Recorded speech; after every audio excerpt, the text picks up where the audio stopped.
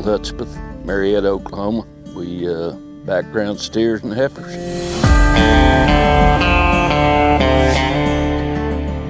Keep them from 60 to 180 days and send most of them onto the feed yard. Sell some of them when they're too high to feed.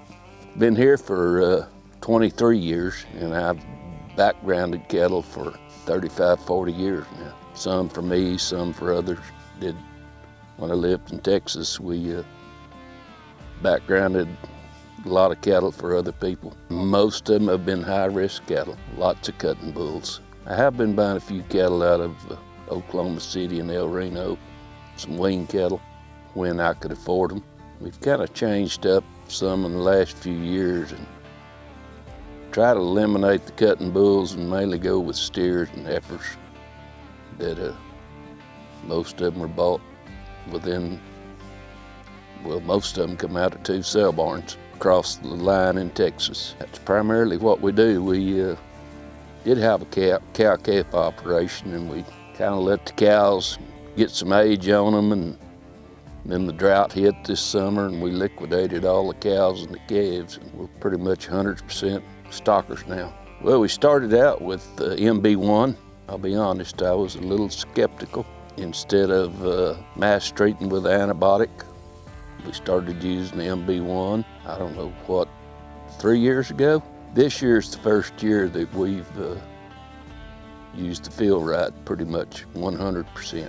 I really believe it's working, along with the tubs. Well, we've had our share of microplasma up here.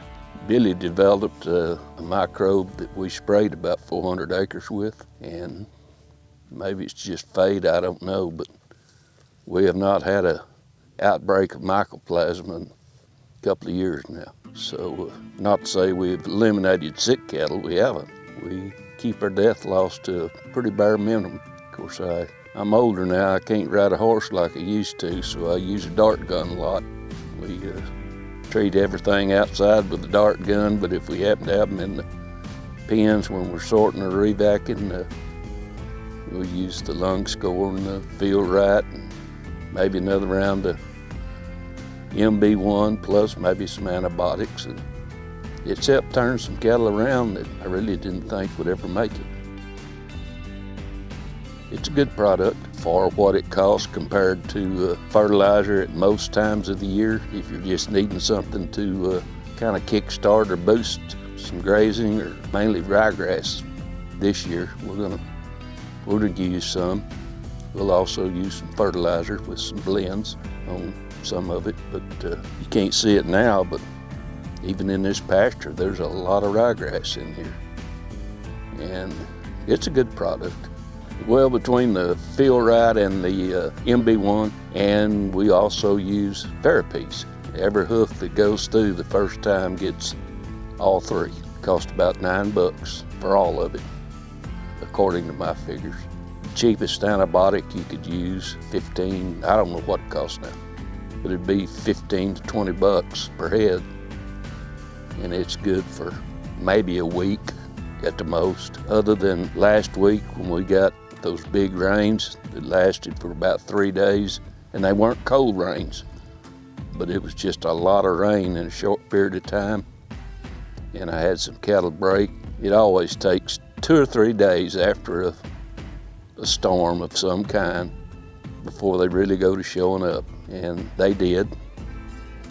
For about 2 days, I doctored a lot of cattle, and then it was like you cut the plug off and it got better instantly. So I'm kind of a believer in it. We still doctor cattle, don't get me wrong, but for the most part, I think they respond better when you do treat.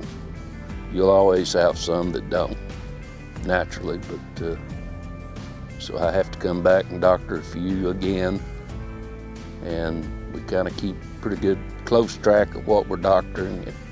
If we go through the chute and revac, they all get around of the lung score and maybe even the Feel-Rite again, and sometimes the MB1.